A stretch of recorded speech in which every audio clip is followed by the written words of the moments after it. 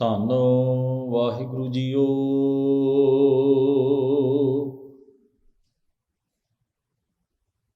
ਮਨ ਕਰਮ ਕਾ ਕਿਬਲਾ ਕਰ ਦੇਹੀ, ਬੋਲਨ ਹਾਰ ਪਰਮ ਗੁਰ ਏਹੀ। ਮਨ ਕਰਮ ਕਾ ਕਿਬਲਾ ਕਰ ਦੇਹੀ,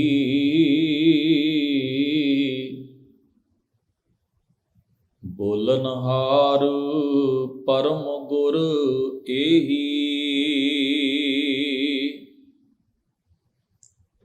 ਕਹੋ ਰੇ ਮੁੱਲਾਂ ਬਾਂਗ ਨਿਵਾਜ, ਏਕ ਮਸੀਤ ਦਸੈ ਦਰਵਾਜ। ਰਹਾਉ ਮਿਸ ਮਿਲ ਤਾਮਸ ਭਰਮ ਕਦੂਰੀ, ਭਾਖ ਲੀ ਪੰਚੈ ਹੋਏ ਸਬੂਰੀ। ਹਿੰਦੂ ਤੁਰਕ ਕਾ ਸਾਹਿਬ ਏਕ, ਕਹਾਂ ਕਰੈ ਮੁੱਲਾ ਕਹਾਂ ਕਰੈ ਸ਼ੇਖ। ਕਹਿ ਕਬੀਰ ਹਉ ਭਇਆ ਦੀਵਾਨਾ,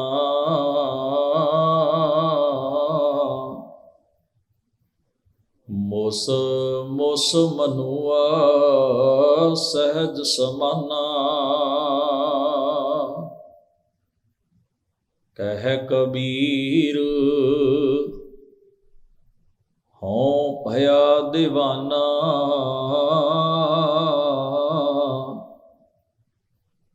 ਮੁਸ ਮੁਸ ਮਨੁਆ ਸਹਿਜ ਸਮਾਨਾ। ਵਾਹਿਗੁਰੂ ਜੀ ਕਾ ਖਾਲਸਾ, ਵਾਹਿਗੁਰੂ ਜੀ ਕੀ ਫਤਿਹ। ਗਰੀਬ ਨਵਾਜ ਸੱਚੇ ਪਾਤਸ਼ਾਹ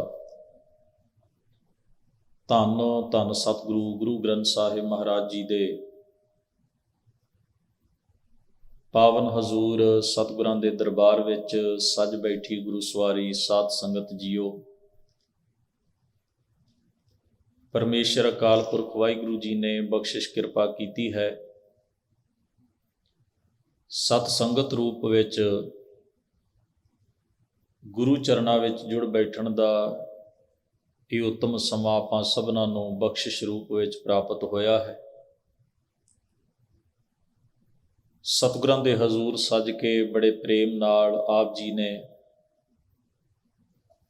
ਅੰਮ੍ਰਿਤਮਈ ਬਾਣੀ ਦੇ ਪਾਠ ਅਤੇ ਕੀਰਤਨ ਗੁਰੂ ਸਵਾਰਿਆਂ ਪਾਸੋਂ ਸਰਵਣ ਕੀਤੇ ਹਨ। ਭਗਤ ਕਬੀਰ ਸਾਹਿਬ ਜੀ ਦੀ ਅੰਮ੍ਰਿਤਮਈ ਬਾਣੀ ਦੀ ਲੜੀਵਾਰ ਵਿਚਾਰ ਕਰਦਿਆਂ ਹੋਇਆਂ ਰਾਗ ਭੈਰੋ ਵਿੱਚ ਦਰਜ ਭਗਤ ਕਬੀਰ ਸਾਹਿਬ ਜੀ ਦੇ ਸ਼ਬਦਾਂ ਨੂੰ ਆਪਾਂ ਪਿਛਲੇ ਦੀਵਾਨਾਂ ਤੋਂ ਵਿਚਾਰਨਾ ਆਰੰਭ ਕੀਤਾ ਹੈ। ਧੰਨ ਗੁਰੂ ਗ੍ਰੰਥ ਸਾਹਿਬ ਜੀ ਦੇ ਅੰਕ ਨੰਬਰ 1158 ਉੱਪਰ ਇਹ ਪਾਵਨ ਸ਼ਬਦ ਸੁਭਾਈਮਾਨ ਹੈ, ਜਿਸ ਦਾ ਪਾਠ ਆਪ ਜੀ ਨੇ ਹੁਣੇ ਹੀ ਸਰਵਣ ਕੀਤਾ ਹੈ।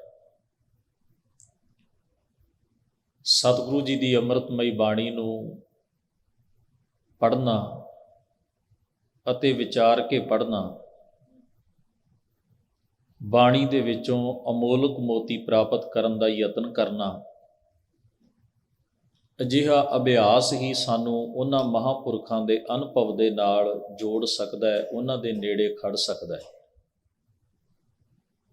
ਸਤਿਗੁਰੂ ਦੀ ਬਾਣੀ ਨੂੰ ਨਤਮਸਤਕ ਹੋਣਾ, ਮੱਥਾ ਟੇਕਣਾ, ਪਰਿਕਰਮਾ ਕਰਨੀ, ਸਤਿਕਾਰ ਕਰਨਾ, ਇਹ ਪਹਿਲਾ ਫਰਜ਼ ਹੈ। ਪਰ ਜਿਸ ਦਾ ਅਸੀਂ ਸਤਿਕਾਰ ਕਰਦੇ ਹਾਂ, ਜਿਸ ਅੱਗੇ ਸਿਰ ਨਿਵਾਉਂਦੇ ਹਾਂ, ਜਿਸ ਅੱਗੇ ਖਲੋ ਕੇ ਅਸੀਂ ਅਕਾਲ ਪੁਰਖ ਵਾਹਿਗੁਰੂ ਨੂੰ ਬੇਨਤੀ ਕਰਦੇ ਹਾਂ, ਉਸ ਸਤਿਗੁਰੂ ਦਾ ਪਰਿਚੈ ਹੋਣਾ, ਉਸ ਨੂੰ ਜਾਣਨਾ, ਉਸ ਨੂੰ ਬੁੱਝਣਾ, ਇਹ ਹਰ ਇੱਕ ਪ੍ਰਾਣੀ ਮਾਤਰ ਵਾਸਤੇ ਔਰ ਸਿੱਖ ਵਾਸਤੇ ਬੜਾ ਲਾਜ਼ਮੀ ਹੈ ਕਿ ਉਹ ਜਾਣੇ ਕਿ ਗੁਰੂ ਗ੍ਰੰਥ ਸਾਹਿਬ ਜੀ ਦੇ ਅੰਮ੍ਰਿਤਮਈ ਬਚਨ ਕੀ ਹਨ, ਉਹਨਾਂ ਵਿੱਚੋਂ ਮੇਰੇ ਜੀਵਨ ਨੂੰ ਕੀ ਸੇਧ ਪ੍ਰਾਪਤ ਹੁੰਦੀ ਹੈ। ਉਹਨਾਂ ਮਹਾਨ ਸਤਿਪੁਰਖਾਂ ਨੇ ਆਪਣੇ ਡੂੰਘੇ ਅਨੁਭਵ, ਆਪਣਾ ਤਜਰਬਾ, ਆਪਣੀ ਆਤਮਿਕ ਗੁਣਾਂ ਦੀ ਸਾਂਝ ਸ਼ਬਦਾਂ ਦੇ ਰਾਹੀਂ ਜੋ ਸਾਡੇ ਨਾਲ ਕੀਤੀ ਹੈ, ਉਸ ਤੋਂ ਅਸੀਂ ਕਿਵੇਂ ਲਾਭ ਲੈ ਸਕਦੇ ਹਾਂ। ਸਤ ਸੰਗਤ ਕਰਨ ਦਾ ਇਹੀ ਉਦਮ ਹੁੰਦਾ ਹੈ, ਇਹੀ ਯਤਨ ਹੁੰਦਾ ਹੈ। ਸੋ ਭਗਤ ਕਬੀਰ ਸਾਹਿਬ ਮਹਾਰਾਜ ਨੇ ਇਸ ਮੁਬਾਰਕ ਸ਼ਬਦ ਵਿੱਚ ਇੱਕ ਉਦਾਹਰਣ ਵਰਤੀ ਹੈ ਵੀ ਮਸੀਤ ਦੇ ਵਿੱਚ, ਮਸਜਿਦ ਦੇ ਵਿੱਚ, ਜੋ ਕਿ ਮੁਸਲਮਾਨ ਭਰਾਵਾਂ ਦਾ ਧਾਰਮਿਕ ਅਸਥਾਨ ਹੈ, ਸਾਰੀ ਦੁਨੀਆ ਦੇ ਅੰਦਰ ਜਿੱਥੇ ਜਿੱਥੇ ਵੀ ਕੋਈ ਹਜ਼ਰਤ ਮੁਹੰਮਦ ਸਾਹਿਬ ਨੂੰ ਆਪਣਾ ਪੈਗੰਬਰ ਮੰਨਣ ਵਾਲਾ, ਇਸਲਾਮ ਧਰਮ ਨਾਲ ਸੰਬੰਧ ਰੱਖਣ ਵਾਲਾ ਕੋਈ ਪ੍ਰਾਣੀ ਹੈ, ਉਹ ਉੱਥੇ ਆਪਣੇ ਅਕੀਦੇ ਮੁਤਾਬਕ ਜਿਉਣ ਦਾ ਯਤਨ ਕਰਦਾ ਹੋਏਗਾ। ਜਿੱਥੇ ਕਿਤੇ ਉਹਨਾਂ ਦੀ ਗਿਣਤੀ, ਉੱਥੇ ਉਹਨਾਂ ਨੇ ਮਸੀਤ ਦੀ ਤਾਮੀਰ ਕੀਤੀ ਹੈ। ਜਿਵੇਂ ਆਪਾਂ ਜਿੱਥੇ ਵੀ ਪਹੁੰਚੇ ਉੱਥੇ ਗੁਰਦੁਆਰਾ ਬਣਾਉਣ ਦਾ ਯਤਨ ਕੀਤਾ ਹੈ। ਮਸਜਿਦ ਦੇ ਵਿੱਚ ਇੱਕ ਅੱਲਾਹ ਪਾਕ ਨੂੰ ਯਾਦ ਕਰਨ ਦਾ ਉਹਨਾਂ ਦਾ ਆਪਣਾ ਤਰੀਕਾ, ਸਲੀਕਾ ਹੈ, ਆਪਣੀ ਮਰਿਆਦਾ ਹੈ, ਆਪਣੀ ਸ਼ਰੀਅਤ ਹੈ। ਯਾਦ ਰਹੇ, ਮਸਜਿਦ ਦੇ ਅੰਦਰ ਕੋਈ ਮੂਰਤੀ ਪੂਜਾ ਨਹੀਂ ਕੀਤੀ ਜਾਂਦੀ, ਕਿਉਂਕਿ ਉੱਥੇ ਗੈਰ ਮਜ਼ਹਬ ਵਾਲੇ ਲੋਕ ਜਾ ਨਹੀਂ ਸਕਦੇ। ਇਸ ਕਰਕੇ ਬਹੁਤਾ ਕਈ ਵਾਰ ਆਮ ਲੋਕਾਂ ਨੂੰ ਭੁਲੇਖਾ ਵੀ ਹੁੰਦਾ ਹੈ ਤੇ ਪਤਾ ਨਹੀਂ ਹੁੰਦਾ। ਇਸਲਾਮ ਦੇ ਅੰਦਰ ਮੂਰਤੀ ਪੂਜਾ ਹਰਾਮ ਹੈ। ਉਹ ਆਪਣੇ ਘਰਾਂ ਵਿੱਚ ਵੀ ਜਿਹੜੇ ਇਸਲਾਮ ਦੇ ਅਕੀਦੇ ਦੇ ਨੇੜੇ ਰਹਿਣ ਵਾਲੇ ਮੁਸਲਮਾਨ ਹਨ, ਘਰਾਂ ਵਿੱਚ ਵੀ ਕੋਈ ਤਸਵੀਰ ਪੂਜਾ ਜਾਂ ਮੂਰਤੀ ਪੂਜਾ ਨਹੀਂ ਕਰਦੇ। ਤੁਸੀਂ ਹੈਰਾਨ ਹੋਵੋਗੇ, 1400 ਸਾਲ ਤੋਂ ਉੱਤੇ ਦਾ ਸਮਾਂ ਇਸਲਾਮ ਧਰਮ ਨੂੰ ਆਰੰਭ ਹੋਇਆ ਹੋ ਗਿਆ। ਅੱਜ ਤੱਕ 14 ਸਦੀਆਂ ਤੋਂ ਉੱਤੇ ਦਾ ਸਮਾਂ ਬਣਦਾ ਹੈ। ਹਜ਼ਰਤ ਮੁਹੰਮਦ ਸਾਹਿਬ ਦੀ ਤਸਵੀਰ ਬਣਾਉਣ ਦੀ ਕਿਸੇ ਨੇ ਹਿਮਾਕਤ ਨਹੀਂ ਕੀਤੀ, ਕਿਉਂਕਿ ਬਣ ਹੀ ਨਹੀਂ ਸਕਦੀ।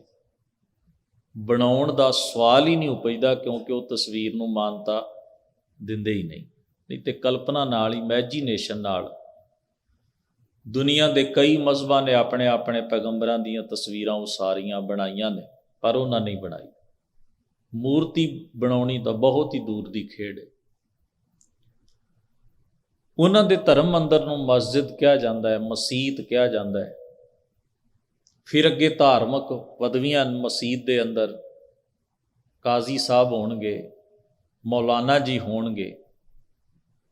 ਉਹ ਉਵੇਂ ਹੀ ਨੇ ਜਿਵੇਂ ਦੂਜਿਆਂ ਦੇ ਧਰਮ ਅਸਥਾਨ ਦੇ ਵਿੱਚ, ਜਿਵੇਂ ਆਪਣੇ ਵਿੱਚ ਗ੍ਰੰਥੀ ਹਨ ਜਾਂ ਹੋਰ ਪਦਵੀਆਂ ਹਨ, ਇਸੇ ਤਰ੍ਹਾਂ ਹੀ ਉਹਨਾਂ ਦੀ ਮਸੀਤ ਵਿੱਚ ਨੇ। ਬਹੁਤ ਲੰਬੇ ਅਰਸੇ ਦੀ ਵਿੱਦਿਆ ਪੜ੍ਹ ਕੇ, ਪੜ੍ਹਾ ਕੇ ਉਹ ਮਸੀਤ ਤੱਕ ਪਹੁੰਚਦੇ ਨੇ। ਫਿਰ ਉੱਥੇ ਜਾ ਕੇ ਉਹ ਆਪਣੀ ਧਾਰਮਿਕ ਜ਼ਿੰਮੇਵਾਰੀ, ਅਕੀਦਾ ਨਿਭਾਉਂਦੇ ਨੇ, ਜਿਸ ਨੂੰ ਆਪਾਂ ਇਸਲਾਮ ਦੇ ਅਕੀਦੇ ਦੇ ਮੁਤਾਬਕ ਪੜ੍ਹਦੇ ਹਾਂ। ਇੱਕ ਮੁਸਲਮਾਨ ਲਈ ਇੱਕ ਦਿਨ ਵਿੱਚ ਸਵੇਰ ਤੋਂ ਲੈ ਕੇ ਸੌਣ ਤੋਂ ਪਹਿਲਾਂ ਤੱਕ 5 ਨਮਾਜ਼ਾਂ ਲਾਜ਼ਮੀ ਨੇ। ਵੈਸੇ 6ਵੀਂ ਨਮਾਜ਼ ਪੜ੍ਹਨ ਵਾਸਤੇ ਵੀ ਉਹਨਾਂ ਨੂੰ ਪ੍ਰੇਰਨਾ ਹੈ, ਪਰ ਉਹ ਲਾਜ਼ਮ ਨਹੀਂ। ਉਹ ਪੜ੍ਹ ਲਈ ਜਾਵੇ ਤੇ ਪੁੰਨ ਹੈ, ਨਾ ਪੜ੍ਹੀ ਜਾਏ ਤੇ ਨੁਕਸਾਨ ਕੋਈ ਨਹੀਂ, ਪਰ 5 ਨਮਾਜ਼ਾਂ ਜ਼ਰੂਰੀ ਕਰਾਰ ਦਿੱਤੀਆਂ ਨੇ ਸ਼ਰੀਅਤ ਵਿੱਚ ਇੱਕ ਮੁਸਲਮਾਨ ਲਈ। ਉਹ ਕੋਸ਼ਿਸ਼ ਕਰੇ ਆਪਣੀ ਜ਼ਿੰਦਗੀ ਵਿੱਚ ਹੱਜ ਕਰੇ। ਹੱਜ ਦਾ ਮਤਲਬ ਹੁੰਦਾ ਹੈ ਆਪਣੇ ਕੇਂਦਰੀ ਧਰਮ ਅਸਥਾਨ ਮੱਕੇ ਸ਼ਹਿਰ ਵਿੱਚ ਕਿਬਲਾ ਦੇ ਦੀਦਾਰ ਕਰਨ ਜਾਏ, ਉਹਨੂੰ ਹੱਜ ਕਰਨਾ ਕਹਿੰਦੇ ਨੇ, ਧਾਰਮਿਕ ਯਾਤਰਾ ਕਰਨੀ। ਉਹ ਸਾਲ ਦੇ ਅੰਦਰ ਰਮਜ਼ਾਨ ਦਾ ਮਹੀਨਾ ਆਉਂਦਾ ਤੇ ਰੋਜ਼ੇ ਰੱਖੇ, 30 ਰੋਜ਼ੇ ਬਣਦੇ ਨੇ। ਇੱਕ ਮਿੱਥੇ ਹੋਏ ਸਮੇਂ ਤੋਂ ਲੈ ਕੇ ਮਿੱਥੇ ਹੋਏ ਸਮੇਂ ਤੱਕ ਭੁੱਖੇ ਰਹਿਣਾ ਹੁੰਦਾ, ਕੁਝ ਨਹੀਂ ਖਾਣਾ। ਫਿਰ ਉਹਨਾਂ ਦਿਨਾਂ ਦੇ ਵਿੱਚ ਬੜੀ ਪਾਕੀਜ਼ਗੀ ਰੱਖਣੀ ਹੈ।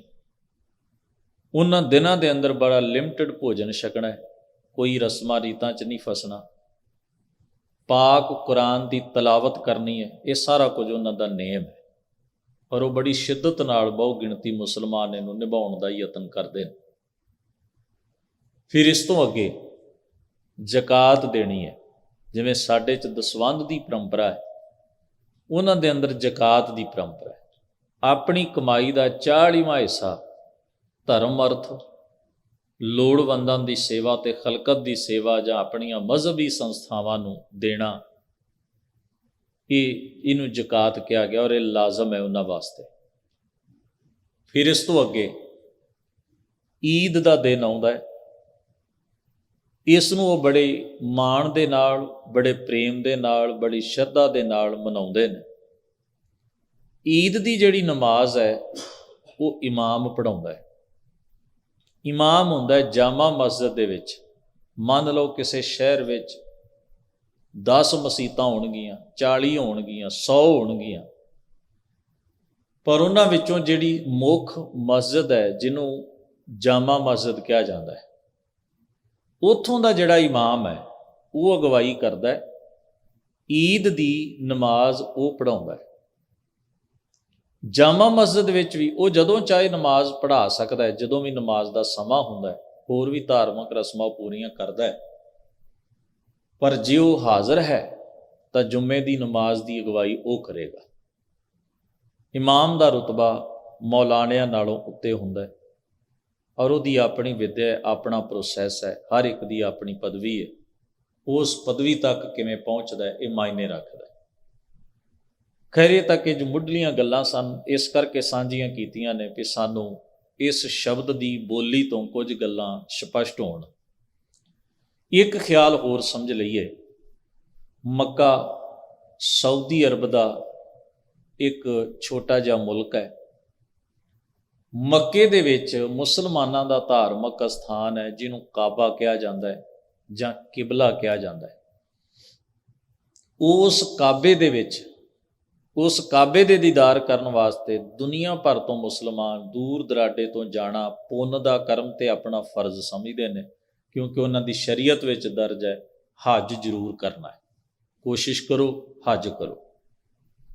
ਔਰ ਉਹਨਾਂ 'ਚ ਇਹ ਵੀ ਹੈ ਵੀ ਹੱਜ ਕਰਨ ਵਾਸਤੇ ਆਪਣੀ ਮਿਹਨਤ ਦੀ ਕਮਾਈ ਖਰਚ ਕਰਕੇ ਜਾਣਾ ਹੈ, ਆਪਣੇ ਪੈਸੇ ਖਰਚ ਕਰਕੇ ਜਾਣਾ ਹੈ। ਐਸੇ ਮੁਸਲਮਾਨ ਵੀ ਨੇ। ਖੈਰ, ਭਗਤ ਕਬੀਰ ਸਾਹਿਬ ਮਹਾਰਾਜ ਨੇ ਇਸ ਸ਼ਬਦ ਦੇ ਰਹਾਉ ਦੇ ਬੰਦ ਵਿੱਚ ਜ਼ਿਕਰ ਕੀਤਾ ਹੈ, ਕਹੋ ਰੇ ਮੁੱਲਾਂ ਬਾਂਗ ਨਮਾਜ਼। ਬਾਂਗ ਦਾ ਮਤਲਬ ਹੁੰਦਾ ਹੈ ਆਵਾਜ਼ ਦੇਣੀ।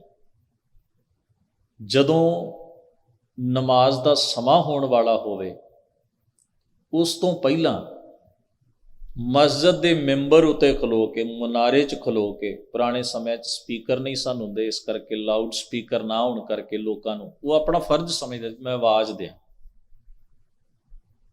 ਆਵਾਜ਼ ਉਹਨੂੰ ਸਦਾ ਦੇਣੀ ਜਾਂ ਅਜ਼ਾਨ ਦੇਣੀ ਕਹਿੰਦੇ ਨੇ। ਅਜ਼ਾਨ, ਉਹਨੂੰ ਆਪਾਂ ਪੰਜਾਬੀ 'ਚ ਬਾਂਗ ਦੇਣਾ ਕਹਿ ਲੈਂਦੇ ਹਾਂ, ਵੀ ਆਵਾਜ਼ ਦੇਣਾ। ਬਾਂਗ ਦਾ ਅਰਥ ਵੀ ਆਵਾਜ਼ ਦੇਣਾ ਤੇ ਅਜ਼ਾਨ ਦਾ ਅਰਥ ਵੀ ਸੱਦਾ ਦੇਣਾ ਹੈ। ਉੱਚੀ ਸਾਰੀ ਉਹ ਸੱਦਾ ਦਿੰਦਾ ਸੀ ਇੱਕ ਕਲਮਾ ਪੜ੍ਹ ਕੇ। ਇਹਦਾ ਮਤਲਬ ਹੁੰਦਾ ਸੀ ਵੀ ਨਮਾਜ਼ ਦਾ ਸਮਾਂ ਹੋਣ ਵਾਲਾ ਹੈ।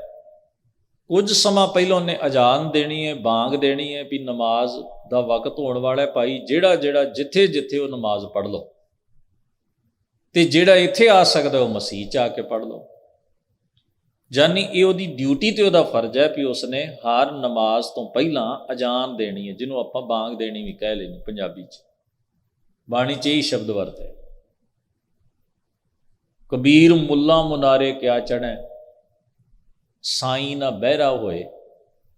ਕਬੀਰ ਜੀ ਮਹਾਰਾਜ ਆਪਣੇ ਸ਼ਲੋਕ 'ਚ ਕਹਿੰਦੇ ਨੇ, ਹੇ ਮੁੱਲਾ, ਤੂੰ ਮੁਨਾਰੇ 'ਚ ਖਲੋ ਕੇ, ਉੱਚੀ ਜਗ੍ਹਾ ਤੇ ਖਲੋ ਕੇ, ਮਸੀਤ ਦੇ ਮੈਂਬਰ ਤੇ ਮੁਨਾਰੇ ਵਿੱਚ ਚੜ੍ਹ ਕੇ ਉੱਚੀ ਸਾਰੀ ਬਾਂਗ ਦਿੰਦਾ ਹੈ, ਅੱਲਾ ਨੂੰ ਯਾਦ ਕਰਦਾ। ਜਿੰਨੀ ਉੱਚੀ ਤੂੰ ਬੋਲਦਾ ਹੈ, ਕੀ ਸਾਈਂ, ਕੀ ਰੱਬ ਕਿਤੇ ਬੋਲਾ ਹੈ? ਵੀ ਇੰਨੀ ਉੱਚੀ ਤੂੰ ਸ਼ੋਰ ਪਾ ਕੇ ਉਹਨੂੰ ਦੱਸਦਾ। ਕਬੀਰ ਜੀ ਉਹਦੀ ਇਸ ਅਭਿਆਸ ਉੱਤੇ ਕਿੰਤੂ ਨਹੀਂ ਕਰ ਰਹੇ, ਇੱਕ ਭੁਲੇਖੇ ਉੱਤੇ ਕਰ ਰਹੇ ਵੀ ਜੇ ਨਮਾਜ਼ ਜਾਂ ਅਜ਼ਾਨ ਦੇਣ ਵਾਲਾ ਜਾਂ ਨਮਾਜ਼ ਪੜ੍ਹਨ ਵਾਲਾ, ਈਵਨ ਪੂਜਾ ਪਾਠ ਕਰਨ ਵਾਲਾ ਵੀ ਜੇ ਇਹ ਸੋਚਦਾ ਮੈਂ ਰੱਬ ਨੂੰ ਸੁਣਾ ਰਿਹਾ, ਨਹੀਂ ਨਹੀਂ, ਰੱਬ ਨੂੰ ਕਿਉਂ ਸੁਣਾਉਣਾ? ਰੱਬ ਨੂੰ ਕਾਹਦੇ ਲਈ ਸੁਣਾਉਣਾ? ਕੀ ਰੱਬ ਨੂੰ ਸੁਣਾਉਣ ਦਾ ਅਰਥ, ਸੁਣਾਉਣਾ ਤੇ ਸੁਣਨਾ ਤੇ ਅਸੀਂ ਹੈ ਤੇ ਸੁਣਾਉਣਾ ਅਸੀਂ ਆਪਣੇ ਆਪ ਨੂੰ ਹੈ। ਬੰਦਾ ਇਹ ਭੁਲੇਖਾ ਪਾਲ, ਮੈਂ ਜੀ ਰੱਬ ਨੂੰ ਸੁਣਾ ਰਿਹਾ। ਰੱਬ ਨੂੰ ਸੁਣਾਉਣ ਦਾ ਅਰਥ ਕੀ ਹੈ? ਵੀ ਤੇਰੇ ਸੁਣਾਇਆ ਉਹਨੂੰ ਸੁਣਦਾ ਜਾਂ ਤੇਰੇ ਦੱਸਿਆ ਉਹਨੂੰ ਪਤਾ ਲੱਗਦਾ। ਇਹ ਭੁਲੇਖਾ ਜਿੰਨਾ ਚਿਰ ਮਨੁੱਖ ਦੇ ਮਨ ਵਿੱਚ ਆ, ਉਹ ਰੱਬ ਨੂੰ ਆਪਣੇ ਪੱਧਰ ਤੇ ਹੀ ਸਮਝਦਾ ਵੀ ਮੇਰੀ ਕਈ ਗੱਲ ਭੁੱਲ ਗਿਆ ਹੋਏਗਾ, ਮੈਂ ਦੁਬਾਰਾ ਰਿਮਾਈਂਡ ਕਰਾ ਦਿਆਂ। ਇਸ ਕਰਕੇ ਅਸੀਂ ਇੱਕ ਗੱਲ ਬਾਰ-ਬਾਰ ਵੀ ਕਹਿਣ ਦਾ ਅਭਿਆਸ ਕਰੀ ਜਾਂਦੇ ਰਹਿੰਦੇ ਹਾਂ ਵੀ ਅੱਜ ਕਹੀਏ ਖਿਮਾ ਕਰਨਾ, ਬਹੁਤ ਵੱਡੇ ਧਰਮ ਸਥਾਨਾਂ ਦੇ ਉੱਤੇ ਕਈ ਐਸੀਆਂ ਥਾਵਾਂ ਜਿੱਥੇ ਪੱਕੀਆਂ ਹੀ ਅਰਦਾਸਾਂ, ਪੈਸੇ ਜਮ੍ਹਾਂ ਲੋਕ ਕਰਾ ਜਾਂਦੇ ਨੇ ਤੇ ਲਿਖਾ ਜਾਂਦੇ ਨੇ ਵੀ 1 ਮਹੀਨਾ ਕਰਿਓ। 30 ਦਿਨ ਉਹ ਪੱਕਾ ਹੀ ਅਭਿਆਸ, ਅਰਦਾਸ ਨਾਲੋਂ ਕਈ ਵਾਰ ਨਾਮ ਮਗਰੋਂ ਵੱਡੇ ਹੋ ਜਾਂਦੇ ਨੇ। ਉਹ ਆਪਣੀ ਆਪਣੀ ਮਾਨਤਾ ਹੈ, ਕਿਸੇ ਨੂੰ ਕੋਈ ਰੋਕ ਨਹੀਂ ਸਕਦਾ। ਪਰ ਬੇਨਤੀ ਹੈ ਵੀ ਧਰਮ ਦੀ ਸਥਿਤੀ ਦੇ ਮੁਤਾਬਕ ਜੇ ਗੱਲ ਨੂੰ ਸਮਝੀਏ ਵੀ ਯਕੀਨ ਜਿਹਾ ਹੀ ਨਹੀਂ ਨਾ ਇੱਕ ਵੀ ਅੱਜ ਅਰਦਾਸ ਕੀਤੀ ਏ, ਅੱਜ ਜੇ ਮੈਂ ਬਿਨੈ ਕੀਤੀ ਏ ਤੇ ਮੈਂ ਉਹਨੂੰ ਚਾਲੂ ਰੱਖਣ ਲਈ ਪੱਕਾ ਹੀ ਵਰਕਾ ਕੇ ਮਹਾਰਾਜ ਦੇ ਲਿਖ ਕੇ ਰੱਖ ਜਾਵਾਂ ਤੇ ਫਿਰ ਨਾ ਕਿਤੇ ਗਲਤ ਬੋਲਿਆ ਜਾਏ ਤੇ ਬੋਲਣ ਵਾਲੇ ਦੀ ਸ਼ਾਮਤ ਆਉਣੀ ਤੈਅ। ਅਗਲਾ ਕਹਿੰਦਾ ਪੈਸੇ ਦਿੱਤੇ ਨੇ, ਤੂੰ ਨਾ ਕਿਵੇਂ ਗਲਤ ਲਿਆ? ਉਹ ਕਹਿਣ ਵਾਲਾ ਭਾਵੇਂ ਇਲਾਕਾ ਜੀ ਭੁਲੇਖਾ, ਉਹ ਕਹਿੰਦਾ ਕਿਵੇਂ ਭੁਲੇਖਾ ਪੈ ਗਿਆ? ਮੈਨੂੰ ਤਾਂ ਪੈਸੇ ਦੇਣ ਲੱਗਿਆ ਭੁਲੇਖਾ ਨਹੀਂ ਪਿਆ। ਇਸ ਤਰ੍ਹਾਂ ਦੀ ਸਥਿਤੀ ਵੀ ਬਣ ਜਾਂਦੀ ਹੈ ਵੀ ਤੂੰ ਨਾ ਗਲਤ ਲਿਆ। ਜੇ ਤੂੰ ਨਾ ਗਲਤ ਦੱਸਿਆ ਹੈ ਤੇ ਜਿਹਨੂੰ ਦੱਸਿਆ ਹੋ ਸਕਦਾ ਉਹਨੂੰ ਹੀ ਸਹੀ ਨਾ ਪਤਾ ਲੱਗੇ ਵੀ ਇਹਨੇ ਨਾ ਗਲਤ ਲਿਆ। ਇੰਨਾ ਕੁ ਤੇ ਸਾਡਾ ਯਕੀਨ ਹੈ। ਉੱਦਾਂ ਅਸੀਂ ਪੜ੍ਹਦੇ ਜੀ ਅੰਤਰਜਾਮੀ ਹੈ, ਅੰਤਰਜਾਮੀ ਹੈ। ਇਹ ਗੱਲਾਂ ਦੇ ਬਲੀਵ ਕਰਨਾ, ਸਿਦਕ ਰੱਖਣਾ ਹੀ ਧਰਮ ਹੈ। ਪਹਿਲੀ ਗੱਲ ਨੂੰ ਸਮਝੀਏ, ਜੇ ਸਿਦਕ ਹੀ ਸਾਬਤ ਨਹੀਂ, ਕਬੀਰ ਜਾ ਕੀ ਦਿਲ ਸਾਬਤ ਨਹੀਂ ਤਾਕੋ ਕਹਾਂ ਖੁਦਾਏ। ਜਿਹਦਾ ਦਿਲ ਹੀ ਸਾਬਤ ਨਹੀਂ, ਜਿਹਦਾ ਸਿਦਕੀ ਈਮਾਨ ਹੀ ਕੱਚਾ ਹੈ, ਜਿਹਨੂੰ ਭਰੋਸਾ ਹੀ ਨਹੀਂ ਆਪਣੇ ਇਸ਼ਟ ਦੇ ਉੱਤੇ, ਉਹ ਕੀ ਅਭਿਆਸ ਕਰੇਗਾ? ਜਿਹੜਾ ਆਪਣੇ ਰੱਬ ਨੂੰ, ਇਸ਼ਟ ਨੂੰ ਭੁਲੱਕੜ ਸਮਝਦਾ ਹੈ ਵੀ ਉਹ ਭੁੱਲ ਜਾਂਦਾ ਹੈ, ਉਹਨੂੰ ਪਤਾ ਨਹੀਂ ਲੱਗਦਾ, ਖੌਰੇ ਉਹਨੂੰ ਚੇਤਾ ਰਹਿੰਦਾ ਕਿ ਨਹੀਂ, ਪਤਾ ਨਹੀਂ ਉਹਨੂੰ ਮੈਂ ਉਹਦੀ ਨਜ਼ਰ 'ਚ ਆਇਆ ਕਿ ਨਹੀਂ, ਕੀ ਉਹ ਕਮਾਈ ਕਰੇਗਾ ਧਰਮ ਦੀ? ਜਰਾ ਸੋਚੋ, ਕਿਵੇਂ ਤੁਰੇਗਾ ਉਸ ਧਰਮ ਦੇ ਮਾਰਗ ਦੇ ਉੱਤੇ? ਇਹੋ ਜਿਹੀ ਕੱਚੀ ਸੁਰਤ ਕਿੱਥੇ ਪਹੁੰਚੇਗੀ? ਕਿਤੇ ਵੀ ਨਹੀਂ। ਸੋ ਮੁਆਫ ਕਰਨਾ, ਜੇ ਸਾਡੇ ਅਭਿਆਸ ਪੂਰੀ ਨਹੀਂ ਨਾ ਪਾ ਰਿਹਾ ਤੇ ਉਹਦਾ ਕਾਰਨ ਹੈ ਵੀ ਸਾਡਾ ਸਿਦਕ ਸਾਬਤ ਨਹੀਂ ਤੇ ਈਮਾਨ ਪੱਕਾ ਨਹੀਂ ਤੇ ਸਾਡੇ ਦਿਲ ਵਿੱਚ ਨੀਅਤ ਰਾਸ ਨਹੀਂ। ਨਹੀਂ ਤੇ ਹੋ ਨਹੀਂ ਸੀ ਸਕਦਾ ਕਿ ਸਾਡੇ ਪੂਜਾ ਪਾਠ ਸਾਨੂੰ ਕੁਝ ਬਣਾਉਂਦੇ ਨਾ। ਅਸੀਂ ਕੱਚੇ ਘੜੇ ਹਾਂ, ਸਾਨੂੰ ਹਰ ਵੇਲੇ ਟੁੱਟਣ ਦਾ ਖਤਰਾ ਹੈ। ਸੋ ਇਹ ਚੀਜ਼ਾਂ ਨੂੰ ਅਸੀਂ ਸਮਝਣ ਦਾ ਯਤਨ ਕਰੀਏ। ਕਬੀਰ ਜੀ ਨੇ ਉਸ ਭਾਵ 'ਚ ਕਿਹਾ ਵੀ ਤੂੰ ਮੰਗ ਦੇ ਨਾ, ਤੇਰਾ ਈਮਾਨ ਹੈ। ਜੇ ਤੇਰਾ ਈਮਾਨ ਕੱਚਾ ਹੈ ਤਾਂ ਰੱਬ ਵੱਡਾ ਹੈ, ਰੱਬ ਵੱਡਾ, ਅੱਲਾਹੁ ਅਕਬਰ, ਗੋਡ ਇਜ਼ ਗ੍ਰੇਟ, ਇਹ ਕਹਿਣ ਨਾਲ ਕੀ ਫਰਕ ਪੈਣਾ? ਤੂੰ ਮੰਨਿਆ ਵੀ ਉਹ ਵੱਡਾ ਹੈ। ਜੇ ਤੂੰ ਉਹਨੂੰ ਸੱਚਮੁੱਚ ਵੱਡਾ ਮੰਨਦਾ ਤਾਂ ਤੈਨੂੰ ਉਹਦੇ ਅੱਗੇ ਸਮਰਪਿਤ ਹੋਣਾ ਚਾਹੀਦਾ ਸੀ। ਜੇ ਤੂੰ ਉਹਨੂੰ ਵੱਡਾ ਨਹੀਂ ਮੰਨਦਾ ਤੇ ਕਹਿਣ ਨਾਲ ਕੋਈ ਫਰਕ ਨਹੀਂ ਪੈਣਾ। ਜੋ ਤੂੰ ਕਥਦਾ ਉਹਦੇ ਤੇ ਸਿਦਕ ਵੀ ਰੱਖ, ਜੋ ਤੂੰ ਕਹਿੰਦਾ ਉਹਦੇ ਤੇ ਈਮਾਨ ਵੀ ਲਿਆ, ਜੋ ਤੂੰ ਕਹਿੰਦਾ ਉਹਦੇ ਤੇ ਭਰੋਸਾ ਵੀ ਕਰ। ਇਸ ਲਈ ਅਸੀਂ ਅਰਦਾਸ ਵਿੱਚ ਕੀ ਮੰਗਦੇ ਹਾਂ? ਭਰੋਸਾ ਦਾ, ਸਿਦਕ ਮੰਗਦੇ ਹਾਂ, ਭਰੋਸਾ ਮੰਗਦੇ ਹਾਂ। ਸੋ ਕਬੀਰ ਜੀ ਮਹਾਰਾਜ ਨੇ ਉਸ ਨੂੰ ਇਸ਼ਾਰਾ ਕੀਤਾ ਹੈ, ਜਾਂ ਕਾਰਨ ਤੂੰ ਬਾਗ ਦੇ ਦਿਲ ਹੀ ਪੀ। ਉਹਨੂੰ ਕਿਤੇ, ਕਿਉਂਕਿ ਉਹ ਮੰਨਦਾ ਖੁਦਾ ਕਿੱਥੋਂ? ਕਹਿੰਦਾ 7ਵੇਂ ਅਸਮਾਨ ਤੇ ਨਹੀਂ, ਕਹਿੰਦੇ ਦਿਲ 'ਚ ਹੈ। ਤੂੰ ਆਪਣੇ ਅੰਦਰ ਤੇ ਖੋਜਦਾ ਹੀ ਨਹੀਂ, 7ਵੇਂ ਅਸਮਾਨ ਦੇ ਉੱਤੇ ਹੈ ਉਹ। ਦਿਲ 'ਚ ਹੈ ਉਹ, ਤੇਰੇ ਹਿਰਦੇ 'ਚ ਹੈ, ਤੇਰੀ ਆਤਮਾ 'ਚ ਹੈ। ਉਹਨੂੰ ਆਪਣੇ ਅੰਦਰ ਖੋਜ, ਆਪਣੇ ਅੰਦਰ ਪੜਤਾਲ। ਬਾਬਾ ਸ਼ੇਖ ਫਰੀਦ ਸਾਹਿਬ ਨੇ ਇਹੀ ਬਚਨ ਕਿਹਾ ਨਾ ਕਿ ਤੂੰ ਬਾਹਰ ਕੀ ਭਟਕਦਾ ਹੈ, ਜੰਗਲਾਂ 'ਚ ਕੀ ਲੱਭਦਾ ਹੈ, ਵਸੀ ਰੱਬ ਹਿਆਲੀਏ, ਉਹ ਤਾਂ ਤੇਰੇ ਹਿਰਦੇ 'ਚ ਵਸਦਾ ਹੈ। ਫਿਰ ਉਹਨਾਂ ਇਹਦੀ ਐਕਸਪਲੇਨੇਸ਼ਨ ਹੋਰ ਕੀਤੀ, ਫਰੀਦਾ ਖਾਲਕ ਖਲਕ ਮੈਂ ਖਲਕ ਵਸੈ ਰੱਬ ਮਾਏ, ਮੰਦਾ ਕਿਸਨੂੰ ਆਖੀਏ ਜਦ ਤਿਸ ਬਿਨ ਕੋਈ ਨਾ ਹੈ। ਤੋ ਇਹ ਸਾਰੇ ਸ਼ਬਦ ਜਿਹੜੇ ਨੇ ਸਾਡੇ ਅਭਿਆਸ ਦਾ ਕੇਂਦਰ ਬਿੰਦੂ ਹੋਵਣ, ਇਹ ਜ਼ਰੂਰੀ ਹੈ। ਕਬੀਰ ਜੀ ਮਹਾਰਾਜ ਫਰਮਾ ਰਹੇ ਨੇ, ਕਹਿੰਦੇ ਕਹੋ ਰੇ ਮੁੱਲਾ ਬਾਗ ਨਿਵਾਜ, ਏਕ ਮਸੀਤ ਦਸੇ ਦਰਵਾਜ। ਕਹਿੰਦੇ ਮੈਂ ਤੇਰੀ ਮਸੀਤ ਦਾ ਆਦਰ ਕਰਦਾ, ਪਰ ਮੈਂ ਤੈਨੂੰ ਇੱਕ ਹੋਰ ਮਸੀਤ ਬਾਰੇ ਵੀ ਦੱਸਣਾ ਹੈ। ਉਹ ਕਿਹੜੀ ਹੈ? ਕਹਿੰਦੇ ਦੇਈ, ਇਹ ਸਰੀਰ ਵੀ ਮਸਜਿਦ ਹੈ, ਇਹਨੂੰ ਵੀ ਧਰਮ ਮੰਦਰ ਮੰਨ, ਕਿਉਂਕਿ ਖੁਦਾ ਇਹਦੇ ਵਿੱਚ ਵੀ ਰਹਿੰਦਾ। ਆਪਾਂ ਕਹਿੰਦੇ ਨਾ ਧਰਮ ਅਸਥਾਨ ਨੂੰ ਕਹਿੰਦੇ ਰੱਬ ਦਾ ਘਰ, ਗੁਰੂ ਦਾ ਘਰ, ਅੱਲਾ ਦਾ ਘਰ, ਪਰਮੇਸ਼ਰ ਦਾ ਘਰ, ਭਗਵਾਨ ਦਾ ਘਰ। ਆਪਣੇ ਆਪਣੇ ਧਰਮ ਮੰਦਰ ਨੂੰ ਸਾਰੇ ਇਸ ਤਰ੍ਹਾਂ ਕਹਿੰਦੇ ਨੇ। ਤੇ ਮਹਾਰਾਜ ਨੇ ਬਾਣੀ 'ਚ ਕਿਹਾ, ਦੇਹੀ ਮਹਿਜਦ ਮਨ ਮੌਲਾਨਾ, ਸਹਿਜ ਨਿਵਾਜ ਗੁਜ਼ਾਰੇ। ਕਹਿੰਦੇ ਮਨ ਨੂੰ ਮੁੱਲਾ ਬਣਾ, ਸਰੀਰ ਨੂੰ, ਦੇਹੀ ਨੂੰ ਮਸਜਿਦ ਸਮਝ, ਤੇ ਸਹਿਜ ਨੂੰ ਨਮਾਜ਼ ਬਣਾ। ਸਹਿਜ ਹਰਮੰਦਰ ਇਹ ਸਰੀਰ ਹੈ, ਐਸਾ ਵੀ ਲਿਖਿਆ ਬਾਣੀ 'ਚ। ਕਾਇਓ ਦੇਵਾ ਕਾਇਓ ਦੇਵਲ ਕਾਇਓ ਜੰਗਮ ਜਾਤੀ, ਇਹ ਸਰੀਰ ਹੀ ਤੀਰਥ ਹੈ, ਸਰੀਰ ਹੀ ਮੰਦਰ ਹੈ, ਐਸਾ ਵੀ ਲਿਖਿਆ ਬਾਣੀ 'ਚ। ਜਾਨੀ ਮਹੱਤਤਾ ਦਿੱਤੀ ਮਹਾਰਾਜ ਨੇ ਇਸ ਦੇਹੀ ਨੂੰ, ਵੀ ਇਹ ਦੇਹੀ ਜਿਹਦੇ ਵਿੱਚ ਪਰਮੇਸ਼ਰ ਵਸਦਾ ਹੈ, ਇਸ ਦੇਹੀ ਨੂੰ ਧਰਮ ਮੰਦਰ ਸਮਝ। ਦੇਹੀ ਮਹਿਜਦ ਮਨ ਮੌਲਾਨਾ, ਸਹਿਜ ਨਿਵਾਜ ਗੁਜ਼ਾਰੇ। ਕਹਿੰਦੇ ਨੇ 10 ਦਰਵਾਜ਼ਿਆਂ ਵਾਲੇ, ਭਾਵ ਇਸ ਸਰੀਰ ਨੂੰ ਇੱਕ ਮਸੀਤ ਸਮਝ, ਤੇ ਆਪ ਹੇ ਮਨ ਤੂੰ ਮੁੱਲਾ ਬਣ ਕੇ ਇਹਦੇ 'ਚ ਨਮਾਜ਼ ਦੇ। ਭਾਵ ਇਸ ਸਰੀਰ ਦੇ ਅੰਦਰੋਂ ਆਵਾਜ਼ ਆਏ, ਇਸ ਹਿਰਦੇ ਵਿੱਚੋਂ ਆਵਾਜ਼ ਫੁੱਟੇ, ਅੱਲਾਹੂ ਅਕਬਰ, ਵੀ ਰੱਬ ਵੱਡਾ ਹੈ, ਖੁਦਾ ਵੱਡਾ ਹੈ, ਮੇਰੀ ਹਉਮੈ ਵੱਡੀ ਨਹੀਂ, ਉਹ ਵੱਡਾ ਹੈ। ਸੰਸਾਰ 'ਚ ਕੋਈ ਚੀਜ਼ ਉਹਦੇ ਜਿਹੀ ਨਹੀਂ, ਉਹੀ ਉੱਚਾ ਹੈ। ਜਿਸ ਦਿਨ ਮੇਰੀ ਸੁਰਤ ਨੇ ਤਸਲੀਮ ਕਰ ਲਿਆ, ਪ੍ਰਵਾਨ ਕਰ ਲਿਆ, ਅਸੈਪਟ ਕਰ ਲਿਆ, ਸਮਝੋ ਨਮਾਜ਼ ਹੋ ਗਈ, ਪੂਜਾ ਹੋ ਗਈ, ਬੰਦਗੀ ਹੋ ਗਈ, ਪਾਠ ਹੋ ਗਿਆ। ਇਹ ਵੀ ਧਰਮ ਮੰਦਰ ਹੈ। ਇਹਨੂੰ ਵੀ ਮਸਜਿਦ, ਹਰਮੰਦਰ, ਮੰਦਰ, ਤੀਰਥ, ਬੜਾ ਕੁਝ ਲਿਖਿਆ ਬਾਣੀ 'ਚ। ਕਹਿੰਦੇ ਨੇ ਇਹਦੇ ਅੰਦਰੋਂ ਸਹਿਜ ਦੀ ਨਮਾਜ਼ ਪੜ੍ਹ, ਭਾਵ ਆਪਣੇ ਅੰਤਰ ਆਤਮੇ ਨੂੰ ਬੈਲੈਂਸ ਰੱਖ, ਸਹਿਜ ਵਿੱਚ ਰੱਖ, ਸੱਜੇ ਖੱਬੇ ਨਾ ਭਟਕ, ਟਿਕਾਓ 'ਚ ਰਹਿ, ਧੀਰਜ ਰੱਖ, ਸਿਦਕ ਰੱਖ, ਈਮਾਨ ਰੱਖ, ਚੰਗੇ ਵਿਚਾਰ, ਉੱਤਮ ਗੁਣਾਂ ਦਾ ਧਾਰਨੀ ਹੋ, ਨੇਕੀ ਦੇ, ਭਲਾਈ ਦੇ ਮਾਰਗ ਦੇ ਉੱਤੇ ਚੱਲ। ਇਹ ਤੇਰੀ ਇਬਾਦਤ ਹੈ, ਇਹ ਤੇਰੀ ਬੰਦਗੀ ਹੈ। ਤੋ ਕਿਆ ਕਹੋ ਰੇ ਮੁੱਲਾ ਬਾਗ ਨਮਾਜ਼, ਨਮਾਜ਼ ਵਾਸਤੇ ਬਾਂਗ ਦੇ, ਅਜ਼ਾਨ ਦੇ, ਸੱਦਾ ਦੇ। ਏਕ ਮਸੀਤ ਦਸੇ ਦਰਵਾਜ, ਦੇਹੀ ਨੂੰ ਮਸੀਤ ਬਣਾ। ਇਹ ਜੋ 10 ਦਰਵਾਜ਼ਿਆਂ ਵਾਲੀ ਦੇਹੀ ਹੈ, ਇੱਕ ਮਸੀਤ ਹੈ, ਤੇ ਇਹਦਾ ਇਮਾਮ ਬਣ, ਇਹਦਾ ਮੁੱਲਾ ਬਣ। ਇਹਦੇ ਅੰਦਰੋਂ ਆਵਾਜ਼ ਉੱਠੇ, ਇਹਦੇ ਅੰਦਰੋਂ ਰੱਬ ਦੀ ਇਬਾਦਤ ਦੀ ਧੁਨ ਪ੍ਰਗਟ ਹੋਏ, ਇਹਦੇ ਅੰਦਰੋਂ ਜਗਿਆਸਾ ਉਪਜੇ, ਭਾਵਨਾ ਪੈਦਾ ਹੋਏ, ਨੇਕ ਅਮਲ ਇਹਦੇ ਅੰਦਰੋਂ ਪ੍ਰਗਟ ਹੋਣ। ਤੇ ਰੰਭ ਦੇ ਵਾਕ ਵਿੱਚ ਕਿਹਾ, ਮਨ ਕਰ ਮੱਕਾ ਕਿਬਲਾ ਕਰ ਦੇਹੀ। ਮੱਕਾ ਸ਼ਹਿਰ ਦਾ ਨਾਮ ਹੈ, ਕਿਬਲਾ ਉਸ ਧਰਮ ਅਸਥਾਨ ਦਾ, ਧਰਮ ਮੰਦਰ ਦਾ ਨਾਮ ਹੈ ਜਿਹੜਾ ਉੱਥੇ ਬਣਿਆ ਹੋਇਆ, ਜਿਹਨੂੰ ਕਾਬਾ ਸ਼ਰੀਫ ਕਹਿੰਦੇ ਨੇ। ਪਰ ਯਾਦ ਰਹੇ, ਹਜ਼ਰਤ ਮੁਹੰਮਦ ਸਾਹਿਬ ਮੱਕੇ ਪੈਦਾ ਹੋਏ ਸਨ, ਔਰ ਜਿਹੜਾ ਕਾਬਾ ਸ਼ਰੀਫ ਹੈ, ਇੱਥੇ ਮੂਰਤੀ ਪੂਜਾ ਹੋਇਆ ਕਰਦੀ ਸੀ, ਔਰ ਹਜ਼ਰਤ ਮੁਹੰਮਦ ਸਾਹਿਬ ਦੇ ਵਡੇਰੇ ਇੱਥੇ ਪੁਜਾਰੀ ਹੁੰਦੇ ਸਨ। ਜਦੋਂ ਹਜ਼ਰਤ ਸਾਹਿਬ ਨੂੰ ਖੁਦਾ ਦਾ ਇਲਹਾਮ ਹੋਇਆ, ਜਿਹਨੂੰ ਆਪਾਂ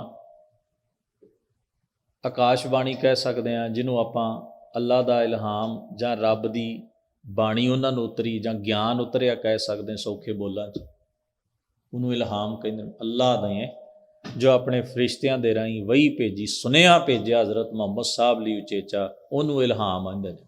ਵੀ ਰੱਬ ਦਾ ਗਿਆਨ, ਰੱਬ ਦਾ ਇਲਮ ਜਿਹੜਾ ਹੈ, ਉਹ ਹਜ਼ਰਤ ਸਾਹਿਬ ਤੱਕ ਪਹੁੰਚਿਆ। ਉਹਨਾਂ ਨੂੰ ਜਦੋਂ ਇਲਹਾਮ ਹੋਇਆ ਅੱਲਾ ਦਾ, ਤਾਂ ਉਹਨਾਂ ਨੇ ਕਿਹਾ ਵੀ ਅੱਲਾ ਹੀ ਵੱਡਾ ਹੈ, ਮੂਰਤੀ ਪੂਜਾ ਦਰਕਿਨਾਰ, ਇਹ ਨਹੀਂ ਕਰਨੀ। ਉਹਨਾਂ ਜਦੋਂ ਇਸਲਾਮ ਦਾ ਪ੍ਰਚਾਰ ਆਰੰਭਿਆ ਤੇ ਮੱਕੇ ਦੇ ਵਿੱਚ, ਇੱਕ ਤਰ੍ਹਾਂ ਨਾਲ ਜਿਨ੍ਹਾਂ ਦਾ ਜ਼ੋਰ ਸੀ, ਜਿਨ੍ਹਾਂ ਦਾ ਰਾਜ ਵੀ ਸੀ, ਜਿਨ੍ਹਾਂ ਦਾ ਧਰਮ ਵੀ ਸੀ, ਉੱਥੇ ਡਿਸਟਰਬੈਂਸ ਹੋਣੀ ਸੀ। ਨਵਾਂ ਵਿਚਾਰ ਆਇਆ ਤੇ ਪੁਰਾਣਾ ਜਗ੍ਹਾ ਨਹੀਂ ਦਿੰਦਾ, ਦੋਵਾਂ 'ਚ ਫਿਰ ਕਸ਼ਮਕਸ਼ ਚੱਲਦੀ ਹੈ। ਤੇ ਜਦੋਂ ਕਸ਼ਮਕਸ਼ ਚੱਲੀ ਤੇ ਹਾਲਾਤ ਇੱਥੋਂ ਤੱਕ ਪਹੁੰਚ ਗਏ ਵੀ ਹਜ਼ਰਤ ਮੁਹੰਮਦ ਸਾਹਿਬ ਨੂੰ ਮੱਕਾ ਛੱਡਣਾ ਪਿਆ। ਉਹਨਾਂ ਦੇ ਪਿੱਛੇ ਫੌਜ ਲੱਗ ਗਈ ਉਹਨਾਂ ਨੂੰ ਮਾਰਨ ਲਈ, ਕਤਲ ਕਰਨ ਲਈ। ਉਹ ਉੱਥੋਂ ਚੱਲੇ ਤੇ ਕਾਬੇ ਆ ਗਏ, ਖਿਮਾ ਕਰਨਾ, ਮਦੀਨੇ ਆ ਗਏ। ਮਦੀਨੇ ਆ ਕੇ ਉਹਨਾਂ ਨੇ ਇਸਲਾਮ ਦਾ ਪ੍ਰਚਾਰ ਕੀਤਾ ਤੇ ਐਸਾ ਪ੍ਰਭਾਵ ਪਿਆ ਵੀ ਮਦੀਨਾ ਮੁਸਲਮਾਨ ਹੋ ਗਿਆ। ਇੱਥੋਂ ਦੇ ਹਾਕਮ ਨੇ ਇਸਲਾਮ ਕਬੂਲ ਕਰ ਲਿਆ, ਹਜ਼ਰਤ ਸਾਹਿਬ ਦੀ ਰਹਿਨੁਮਾਈ ਕਬੂਲ ਕਰ ਲਈ। ਇੱਥੋਂ ਫਿਰ ਉਹਨਾਂ ਫੌਜ ਲਈ ਤੇ ਮੱਕੇ ਤੇ ਚੜ੍ਹਾਈ ਕੀਤੀ, ਮੱਕੇ ਨੂੰ ਫਤਿਹ ਕੀਤਾ ਤੇ ਫਿਰ ਉੱਥੇ ਰੱਖੀਆਂ 360 ਮੂਰਤੀਆਂ ਤੋੜੀਆਂ ਕਾਬੇ ਦੇ ਵਿੱਚ ਤੇ ਉੱਥੇ ਨਮਾਜ਼ ਪੜ੍ਹੀ ਤੇ ਕਿਹਾ ਅੱਜ ਤੋਂ ਬਾਅਦ ਇਹ ਬੁੱਤਖਾਨਾ ਨਹੀਂ, ਇਹ ਅੱਲਾ ਦਾ ਘਰ ਹੈ। ਦੁਨੀਆ 'ਚ ਮੁਸਲਮਾਨ ਕਿਸੇ ਕੋਨੇ 'ਚ ਹੋਵੇ, ਉਹ ਜਦੋਂ ਨਮਾਜ਼ ਪੜ੍ਹਦਾ ਤਾਂ ਕਾਬੇ ਦੀ ਦਿਸ਼ਾ ਵੱਲ ਮੂੰਹ ਕਰਕੇ ਪੜ੍ਹਦਾ ਹੈ, ਕਾਬੇ ਦੀ ਦਿਸ਼ਾ ਵੱਲ। ਉਹਦਾ ਕੇਂਦਰ ਬਿੰਦੂ ਕਾਬਾ ਹੁੰਦਾ ਹੈ। ਕਈ ਜਗ੍ਹਾ ਦੇ ਉੱਤੇ ਤਾਂ ਸਫ਼ਰ ਦੇ ਵਿੱਚ ਹੋਣਗੇ ਨਾ, ਕੰਪਾਸ ਰੱਖਣਗੇ ਕੋਲ, ਉਹਦੇ ਨਾਲ ਵੇਖਣਗੇ ਵੀ ਕਾਬਾ ਕਿਹੜੀ ਸਾਈਡ ਹੈ, ਉਧਰ ਨੂੰ ਮੂੰਹ ਕਰਕੇ ਨਮਾਜ਼ ਪੜ੍ਹਨਗੇ। ਭਾਰਤ ਵਿਚਲੇ ਜਿਹੜੇ ਮੁਸਲਮਾਨ ਨੇ ਉਹ ਪੱਛਮ ਵੱਲ ਪੜ੍ਹਦੇ ਨੇ, ਕਿਉਂਕਿ ਕਾਬਾ ਉਹਨਾਂ ਦੇ ਪੱਛਮ 'ਚ ਪੈਂਦਾ ਹੈ। ਜਿਹੜੇ ਕਾਬੇ ਤੋਂ ਪੱਛਮ ਵੱਲ ਰਹਿੰਦੇ ਨੇ ਉਹ ਪੂਰਬ ਨੂੰ ਮੂੰਹ ਕਰ ਲੈਣਗੇ, ਕਿਉਂ ਕਾਬਾ ਉਧਰ ਪੈਂਦਾ ਹੈ। ਪੱਛਮ ਦਿਸ਼ਾ ਵਿੱਚ ਉਹ ਨਮਾਜ਼ ਨਹੀਂ ਪੜ੍ਹਦੇ, ਉਹ ਕਾਬੇ ਨੂੰ, ਕਾਬਾ ਜਿਸ ਤਰਫ ਹੋਏਗਾ ਉਧਰ ਨੂੰ ਨਮਾਜ਼ ਪੜ੍ਹਦੇ ਨੇ। ਇਹ ਚੇਤਾ ਰੱਖਣਾ, ਕਾਬਾ ਜਿਸ ਦਿਸ਼ਾ ਵਿੱਚ ਹੋਏਗਾ ਉਧਰ ਨੂੰ ਮੁੱਖ ਕਰਕੇ ਨਮਾਜ਼ ਪੜ੍ਹਨਾ। ਬਾਣੀ ਵਿੱਚ ਪੱਛਮ ਦਾ ਜ਼ਿਕਰ ਇਸ ਕਰਕੇ ਆਇਆ ਕਿਉਂਕਿ ਭਾਰਤ ਦੇ ਪੱਛਮ ਵਿੱਚ ਕਾਬਾ ਪੈਂਦਾ। ਤੋ ਕਬੀਰ ਜੀ ਮਹਾਰਾਜ ਕਹਿੰਦੇ ਨੇ, ਮਨ ਕਰ ਮੱਕਾ, ਆਪਣੇ ਮਨ ਨੂੰ ਮੱਕਾ ਬਣਾ, ਮਨ ਨੂੰ ਹੀ ਮੱਕਾ ਸ਼ਰੀਫ ਸਮਝ, ਕਿਬਲਾ ਕਰ ਦੇਈ। ਕਿਬਲਾ ਉਸ ਕਾਬਾ ਸ਼ਰੀਫ ਦਾ ਨਾਮ ਹੈ, ਧਰਮ ਸਥਾਨ ਦਾ। ਅੱਜ ਕਹਿੰਦੇ ਨੇ ਆਪਣੀ ਦੇਈ ਨੂੰ ਕਾਬਾ ਬਣਾ, ਯਾਨੀ ਇਸ ਸਰੀਰ ਨੂੰ ਪਵਿੱਤਰ ਸ਼ਹਿਰ ਸਮਝ, ਮਨ ਨੂੰ ਪਵਿੱਤਰ ਸ਼ਹਿਰ ਸਮਝ ਤੇ ਦੇਈ ਨੂੰ ਪਵਿੱਤਰ ਧਰਮ ਸਥਾਨ ਸਮਝ। ਇਹ ਵੀ ਬੜੀ ਇੰਪੋਰਟੈਂਟ ਹੈ। ਇਹਨੂੰ ਐਵੇਂ ਨਾ ਸਮਝ, ਇਹਨੂੰ ਵਿਕਾਰਾਂ 'ਚ ਨਾ ਰੋੜ, ਇਹਨੂੰ ਬਦੀ ਦੇ ਰਾਹ 'ਤੇ ਨਾ ਤੋੜ। ਇਹਦੀ ਵੀ ਸੰਭਾਲ ਐਵੇਂ ਕਰ ਜਿਵੇਂ ਧਰਮ ਅੰਦਰ ਹੋਵੇ, ਇਹਦੀ ਰਿਸਪੈਕਟ ਐਵੇਂ ਕਰ ਜਿਵੇਂ ਧਰਮ ਸਥਾਨ ਹੈ। ਬੋਲਣਹਾਰ ਪਰਮ ਗੁਰ ਇਹੀ, ਕਹਿੰਦੇ ਜਿਹੜਾ ਤੇਰੇ ਅੰਦਰ ਆਤਮਾ ਹੈ, ਜਿਹੜੀ ਸੱਤਾ ਹੈ ਨਾ ਤੇਰੇ ਅੰਦਰ, ਇਹ ਇਮਾਮ ਹੈ। ਪਰਮ ਗੁਰ ਦਾ ਮਤਲਬ ਹੈ ਵੱਡਾ ਧਾਰਮਿਕ ਆਗੂ। ਈਦ ਦੀ ਨਮਾਜ਼ ਦੀ ਅਗਵਾਈ ਇਮਾਮ ਕਰਦਾ ਹੈ, ਹੋਰ ਕੋਈ ਨਹੀਂ ਕਰਦਾ। ਇਮਾਮ ਦਾ ਰੁਤਬਾ ਬਹੁਤ ਵੱਡਾ ਹੁੰਦਾ। ਆਮ ਤੌਰ 'ਤੇ ਉਹਦੇ ਸਿਰ 'ਤੇ ਦਸਤਾਰ ਵੀ ਹੁੰਦੀ, ਇਮਾਮਾ ਕਹਿੰਦੇ ਨੇ ਉਹਨੂੰ, ਪੱਗ ਨੂੰ ਇਮਾਮਾ ਕਹਿੰਦੇ ਨੇ। ਔਰ ਉਹਨੂੰ ਕਿਹਾ ਕਬੀਰ ਜੀ ਮਹਾਰਾਜ ਨੇ, ਕਹਿੰਦੇ ਜਿਹੜੀ ਤੇਰੇ ਅੰਦਰ ਸੱਤਾ ਹੈ ਨਾ, ਜਿਹੜੀ ਬੋਲਣ ਦੀ ਤਾਕਤ ਹੈ, ਜਿਹੜੀ ਤੇਰੇ ਅੰਦਰ ਚੇਤਨਾ ਹੈ, ਜਿਹਨੂੰ ਆਪਾਂ ਆਤਮਾ ਵੀ ਕਹਿੰਦੇ ਹਾਂ, ਕਹਿੰਦੇ ਉਹ ਇਮਾਮ ਹੈ, ਉਹਨੂੰ ਇਮਾਮ ਬਣਾ। ਭਾਵ ਤੇਰਾ ਸਰੀਰ, ਤੇਰਾ ਮਨ, ਤੇਰਾ ਚਿੰਤਨ, ਸਾਰਾ ਕੁਝ ਇੱਕ ਪਰਮੇਸ਼ਰ ਨੂੰ ਸਮਰਪਿਤ ਹੋਣਾ ਚਾਹੀਦਾ, ਤਾਂ ਤੇਰੀ ਇਬਾਦਤ ਹੈ, ਤਾਂ ਤੇਰੀ ਬੰਦਗੀ ਹੈ। ਇਹ ਨਹੀਂ ਵੀ ਇਕੱਲਾ ਸਰੀਰ ਤੂੰ ਥੋੜ੍ਹੇ ਜਿਹੇ ਅਭਿਆਸ 'ਚ ਲਾ ਲਿਆ, ਮਨ ਕਿਤੇ ਹੋਰ ਹੈ, ਖਿਆਲ ਕਿਤੇ ਹੋਰ ਨੇ, ਸੁਰਤ ਤੇਰੀ ਕਿਹੋ ਜਿਹੀ ਰਹੇ ਤੇ ਤੂੰ ਆਖੇ ਮੇਰੀ ਬੰਦਗੀ ਹੋ ਰਹੀ, ਨਹੀਂ ਹੁੰਦੀ। ਜਦੋਂ ਅੰਦਰੋਂ ਜ਼ੋਰ ਪੈਂਦਾ ਇਹੋ ਹੀ ਸਰੀਰ ਫਿਰ ਕੁਕਰਮਾਂ 'ਚ ਗ੍ਰਸਤ ਹੋ ਜਾਂਦਾ ਹੈ। ਪਲ 'ਚ ਧਾਰਮਿਕ ਦਿਸਣ ਵਾਲਾ ਪਲ 'ਚ ਹੀ ਹੋਰ ਦਾ ਹੋਰ ਰੰਗ ਵਟਾ ਜਾਂਦਾ। ਬੰਦਗੀ ਕਦੋਂ ਹੈ? ਜਦੋਂ ਅੰਦਰ ਦੇ ਖਿਆਲ, ਅੰਦਰ ਦੀ ਚੇਤਨਾ, ਸਾਡਾ ਮਨ ਦੇ ਫੁਰਨੇ ਤੇ ਸਾਡੀ ਦੇਹੀ ਤਿੰਨੇ ਇੱਕ ਸੁਰ ਹੋਣ, ਪਰਮੇਸ਼ਰ ਨੂੰ ਸਮਰਪਿਤ ਹੋਣ। ਫਿਰ ਫਰਮਾਉਂਦੇ ਨੇ, ਮਿਸਮਿਲ ਤਾਮਸ ਭਰਮ ਕਦੂਰੀ, ਭਾਖ ਲੇ ਪੰਚੈ ਹੋਏ ਸਬੂਰੀ। ਮਿਸਮਿਲ ਦਾ ਮਤਲਬ ਹੁੰਦਾ ਜਿਵੇਂ ਬਿਸਮਿਲ੍ਲਾ ਕਹਿੰਦੇ ਨੇ। ਆਮ ਤੌਰ ਦੇ ਉੱਤੇ ਕੋਈ ਵੀ ਕੰਮ ਕਰਨ ਲੱਗਿਆ ਉਹ ਆਰੰਭ ਕਹਿੰਦੇ ਨੇ ਜਿਵੇਂ ਬਿਸਮਿਲ੍ਲਾ ਕਰੋ। ਇਹਦਾ ਮਤਲਬ ਹੈ ਰੱਬ ਦਾ ਨਾਮ ਲੈ ਕੇ ਕੰਮ ਆਰੰਭ ਕਰੋ। ਪਰ ਉਹਨਾਂ ਦੇ ਵਿੱਚ ਕਿਉਂਕਿ ਹੋਰ ਰਵਾਇਤ ਹੈ, ਅੱਲਾਹ ਦੇ ਨਾਂ ਦੇ ਉੱਤੇ ਜੀਵਾਂ ਦੀ ਕੁਰਬਾਨੀ ਦੇਣੀ। ਕੁਝ ਧਰਮਾਂ 'ਚ ਬਲੀ ਪ੍ਰਚਲਿਤ ਹੈ, ਕੁਝ ਧਰਮਾਂ 'ਚ ਕੁਰਬਾਨੀ ਪ੍ਰਚਲਿਤ ਹੈ। ਔਰ ਮੁਆਫ ਕਰਿਓ, ਸੱਚ ਤੇ ਸੱਚ ਹੀ ਰਹਿੰਦਾ, ਘੱਟ ਅਸੀਂ ਵੀ ਨਹੀਂ। ਸਾਡੇ ਵੀ ਐਸੇ ਸਥਾਨ ਨੇ ਜਿੱਥੇ ਅਸੀਂ ਜੀਵਾਂ ਦੀ ਬਲੀ ਦੇਣ ਲੱਗ ਪਏ। ਫਰਕ ਬੇਸਿਕਲੀ ਕੋਈ ਨਹੀਂ ਹੈ, ਬਸ ਥੋੜ੍ਹਾ ਤਰੀਕੇ ਦਾ ਫਰਕ ਹੈ। ਉਹਦੇ 'ਚ ਇਹ ਹੈ ਵੀ ਅਸੀਂ ਖੁਸ਼ੀ ਲਈ ਕਰਦੇ ਹਾਂ, ਭਗਵਾਨ ਦੀ, ਰੱਬ ਦੀ, ਗੁਰੂ ਦੀ ਖੁਸ਼ੀ ਲਈ, ਅੱਲਾ ਦੀ ਖੁਸ਼ੀ ਲਈ। ਇਹ ਰਵਾਇਤ ਬੜੀ ਪੁਰਾਣੀ ਹੈ, ਇਸਲਾਮ 'ਚ ਹੈ, ਭਾਰਤੀ ਮੰਦਰਾਂ 'ਚ ਹੈ। ਉੱਥੋਂ ਵੇਖ ਕੇ ਅਸੀਂ ਵੀ ਸਿੱਖ ਲਈਏ। ਨਾ ਤੁਸੀਂ ਕੋਈ ਵੀ ਦਿਓ, ਕੰਮ ਤਾਂ ਉਹੀ ਰਹਿਣਾ ਨਾ। ਨਾ ਤੁਸੀਂ ਲੇਬਲ ਬਦਲ ਲਓ, ਚੀਜ਼ ਵਿੱਚ ਇੱਕੋ ਹੀ ਹੋਵੇ ਤੇ ਉਹਦਾ ਅਸਰ ਤਾਂ ਇੱਕੋ ਹੀ ਰਹਿਣਾ ਚੀਜ਼ ਦਾ। ਤੋ ਜ਼ਿਕਰ ਹੈ ਜਿਸ ਵੇਲੇ ਅੱਲਾਹ ਦੇ ਨਾਂ ਦੇ ਉੱਤੇ ਕੁਰਬਾਨੀ ਦਿੱਤੀ ਜਾਂਦੀ ਹੈ, ਪਸ਼ੂਆਂ ਦੀ, ਜੀਵਾਂ ਦੀ, ਤਾਂ ਉਹਨੂੰ ਵੀ ਉਹ ਬਿਸਮਿਲ੍ਲਾ ਕਲਮਾ ਪੜ੍ਹਦੇ ਨੇ ਤੇ ਬਿਸਮਿਲ੍ਲਾ ਕਹਿ ਕੇ ਤੇ ਫਿਰ ਉਹਦੀ ਗਰਦਨ ਦੇ ਉੱਤੇ ਛੁਰੀ ਫੇਰਦੇ। ਮਿਸਮਿਲ ਉਹਨੂੰ ਕਿਹਾ ਕਬੀਰ ਜੀ ਮਹਾਰਾਜ ਨੇ, ਬਿਸਮਿਲ੍ਲਾ ਕਰਨਾ। ਤਾਮਸ ਭਰਮ ਕਦੂਰੀ। ਕਬੀਰ ਜੀ ਕਹਿੰਦੇ ਨੇ ਤੁਸੀਂ ਅੱਲਾਹ ਦੇ ਨਾਂ 'ਤੇ ਪਤਾ ਕਿਹੜੀ ਚੀਜ਼ ਦੀ ਕੁਰਬਾਨੀ ਦਿਓ। ਤਾਮਸ, ਤਾਮਸ ਦਾ ਮਤਲਬ ਹੁੰਦਾ ਵਾਸ਼ਨਾਵਾਂ ਵਾਲਾ ਸੁਭਾਅ। ਸਾਡੇ ਅੰਦਰ ਜੋ ਖਿਝ ਹੈ, ਕ੍ਰੋਧ ਹੈ, ਈਰਖਾ ਹੈ, ਵੈਰ ਹੈ, ਕਹਿੰਦੇ ਨੇ ਇਹਦੀ ਕੁਰਬਾਨੀ ਦੇ ਦਿਓ, ਇਹਨੂੰ ਖਤਮ ਕਰ ਲਓ। ਭਰਮ, ਭਰਮ ਦਾ ਮਤਲਬ ਹੈ ਅੰਦਰ ਜਿਹੜੀ ਭਟਕਣਾ ਹੈ ਸਾਡੇ ਅੰਦਰ, ਸਿਦਕ ਨਹੀਂ। ਸਿਦਕ ਦਾ ਆਪੋਜਿਟ ਸ਼ਬਦ ਹੈ ਭਟਕਣਾ। ਜਿਹੜੀ ਭਟਕਣਾ ਹੈ ਵੀ ਅੱਜ ਇੱਥੇ, ਕੱਲ੍ਹ ਉੱਥੇ, ਪਰਸੋਂ ਉੱਥੇ, ਯਕੀਨ ਜਿਹਾ ਨਹੀਂ ਕਿਸੇ ਚੀਜ਼ 'ਤੇ, ਮਨ ਨਹੀਂ ਟਿਕਦਾ, ਉਹ ਭਰਮ। ਕਦੂਰੀ, ਕਦੂਰਤ ਦਾ ਮਤਲਬ ਹੁੰਦਾ ਹੈ ਮਨ ਦੀ ਮਲੀਨਤਾ, ਭੈੜੇ ਖਿਆਲ, ਭੈੜੇ ਫੁਰਨੇ, ਅੰਦਰ ਮੈਲ ਰੱਖਣੀ, ਹਰ ਦੂਜੇ ਦੇ ਪ੍ਰਤੀ ਮੈਲ ਭਾਵ ਰੱਖਣਾ, ਮਾੜੇ ਅਹਿਸਾਸ ਪਾਲਣੇ, ਉਹਨੂੰ ਕਦੂਰਤ ਕਿਹਾ। ਮਨ ਦੀ ਮੈਲ, ਅੰਦਰ ਦੀ ਮਲੀਨਤਾ, ਅੰਦਰ ਦੀ ਗੰਦਗੀ, ਹਿਰਦੇ ਦੀ, ਮਨ ਦੀ। ਕਹਿੰਦੇ ਭਰਮ, ਕ੍ਰੋਧੀ ਸੁਭਾਅ, ਹਿੰਸਾਤਮਕ ਸੁਭਾਅ, ਬੁਰਾ ਕਰਨ ਵਾਲਾ, ਜ਼ੁਲਮ ਕਰਨ ਵਾਲਾ ਸੁਭਾਅ ਅਤੇ ਮਨ ਦੀ ਮਲੀਨਤਾ, ਇਹਨਾਂ ਦੀ ਕੁਰਬਾਨੀ ਦਿਓ ਜੇ ਦੇਣੀ ਹੈ। ਇਹ ਕੱਢੋ ਆਪਣੇ ਅੰਦਰੋਂ, ਇਹਨੂੰ ਖਤਮ ਕਰੋ। ਭਾਖਲੇ ਪੰਚੈ ਹੋਏ ਸਬੂਰੀ। ਕਹਿੰਦੇ ਨੇ ਆਪਣੇ ਅੰਦਰ ਜਿਹੜੇ 5 ਵਿਕਾਰ ਨੇ ਨਾ, ਇਹਨਾਂ ਨੂੰ ਭਖ ਲਓ, ਇਹਨਾਂ ਨੂੰ ਖਾ ਲਓ, ਇਹਨਾਂ ਨੂੰ ਦੂਰ ਕਰੋ, ਇਹਨਾਂ ਦਾ ਕਜ਼ੀਆ ਨਿਬੇੜੋ ਅੰਦਰੋਂ। ਹੋਏ ਸਬੂਰੀ, ਫਿਰ ਤੁਸੀਂ ਸਬਰ ਵਾਲੇ ਹੋ ਜਾਓਗੇ। ਮਨ ਸ਼ਾਂਤ ਰਹੇਗਾ, ਸੁਰਤ ਟਿਕਾ 'ਚ ਰਹੇਗੀ, ਜੀਵਨ ਸਹੀ ਦਿਸ਼ਾ ਚੱਲੇਗਾ, ਕਰਮ ਉਜਲੇ ਹੋਣਗੇ। ਫਿਰ ਫਰਮਾਇਆ, ਕਹਿਣ ਲੱਗੇ, ਹਿੰਦੂ ਤੁਰਕ ਕਾ ਸਾਹਿਬ ਏਕ, ਕਹਾਂ ਕਰੈ ਮੁੱਲਾ ਕਹਾਂ ਕਰੈ ਸ਼ੇਖ। ਕਿਉਂਕਿ ਉਸ ਵੇਲੇ ਕਬੀਰ ਜੀ ਮਹਾਰਾਜ ਦੇ ਵੇਲੇ ਭਾਰਤ ਵਿੱਚ ਇਸਲਾਮੀ ਸ਼ਰੀਅਤ ਦਾ ਰਾਜ ਬੜੇ ਜ਼ੋਰਾਂ 'ਤੇ ਸੀ ਅਤੇ ਹਿੰਦੂ ਮੁਸਲਮਾਨ ਦਾ ਆਪਸ ਵਿੱਚ ਝਗੜਾ ਅਤੇ ਫਸਾਦ ਵੀ ਜ਼ੋਰਾਂ 'ਤੇ ਰਹਿੰਦਾ ਸੀ। ਜਿਹੜੀ ਸੱਤਾ ਧਿਰ ਹੋਵੇ ਉਹ ਦੂਜਿਆਂ ਨੂੰ ਦਬਾਉਂਦੀ ਵੀ ਹੁੰਦੀ ਹੈ। ਕਬੀਰ ਜੀ ਸਮਝਾਉਂਦੇ ਨੇ, ਭਾਈ ਭਾਵੇਂ ਕੋਈ ਹਿੰਦੂ ਹੋਵੇ, ਭਾਵੇਂ ਕੋਈ ਮੁਸਲਮਾਨ, ਕਿਸੇ ਵੀ ਮਜ਼ਹਬ ਦਾ ਹੋਵੇ, ਸਾਰਿਆਂ ਦਾ ਰੱਬ ਇੱਕੋ ਹੀ ਹੈ, ਸਾਰਿਆਂ ਦਾ ਪੈਦਾ ਕਰਨ ਵਾਲਾ ਇੱਕੋ ਹੀ ਹੈ। ਕਹਾਂ ਕਰੈ ਮੁੱਲਾ ਕਹਾਂ ਕਰੈ ਸ਼ੇਖ। ਤੁਸੀਂ ਮੁੱਲਾ ਖਵਾਉਂਦੇ ਹੋ, ਧਾਰਮਿਕ ਵਿਦਵਾਨ ਖਵਾਉਂਦੇ ਹੋ, ਇਹਨਾਂ ਚੀਜ਼ਾਂ ਦੀ ਵਟਤ ਨਹੀਂ ਉਹਦੇ ਦਰ 'ਤੇ, ਉਹਦੇ ਦਰ 'ਤੇ ਤਾਂ ਅਮਲ ਪ੍ਰਧਾਨ ਹੈ। ਫਿਰ ਫਰਮਾਇਆ, ਕਹਿ ਕਬੀਰ ਹੋਂ ਭਇਆ ਦੀਵਾਨਾ।